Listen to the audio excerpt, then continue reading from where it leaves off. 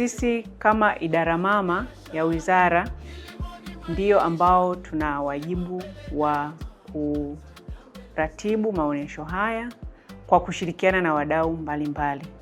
Na mpaka sasa maonyesho haya yamesharatibiwa kwa kiasi kikubwa na tunawaalika wadau mbalimbali katika mnyororo wa thamani wa uzalishaji mazao na uchakataji na masoko kuweza kujiandikisha katika maonyesho haya. Kwa nini uweze kushiriki maonyesho haya? Maonyesho haya ni muhimu sana kwa sababu kwa sasa hivi maonyesho haya ni ya kimataifa. Tuna waoneshaji kutoka mataifa mbalimbali ambao tunatarajia watashiriki kwenye maonyesho haya.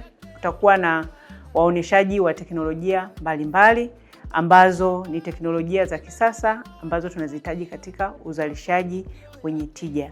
Lakini kwa wale ambao ni wachakataji, utakuja kujifunza teknolojia mbalimbali za uchakataji, lakini kile unachokichakata kinahitajika wapi. Utapata connection za biashara, ni wapi ambapo unaweza kupeleka bidhaa zako. Lakini kwa wale ambao wako kwa ajili ya kuunganisha wachakataji na walaji, utapata pia connection au namna nzuri ya kuweza kujua baada ya kile kitu ukizalisha kwa viwango gani na uweze kukipeleka katika soko gani. Lakini pia kutakuwa na mijadala mbalimbali ambayo itakuwa inagusia masuala yote ya kisera, masuala ya kiuwekezaji, masuala ya financing, namna ya kupata mikopo katika mnyororo wa thamani wa kilimo.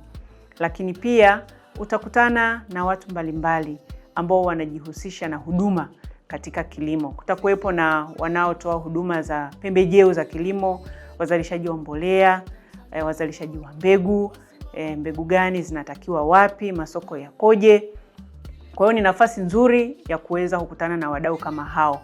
Rai yangu ni kwamba nafasi zipo na ili uweze kushiriki lazima ujisajili. Sasa hivi teknolojia zimetusaidia kuweza kufikisha taarifa sehemu mbalimbali. Kwa hiyo hata maonyesho haya ili uweze kushiriki tunaomba uweze kujisajili. Popote pale ulipo unaweza ukajisajili kwa kuingia kwenye tovuti yetu ambayo ni 88.kilimo.go.tz ili usiweze kupitwa na nafasi hiyo.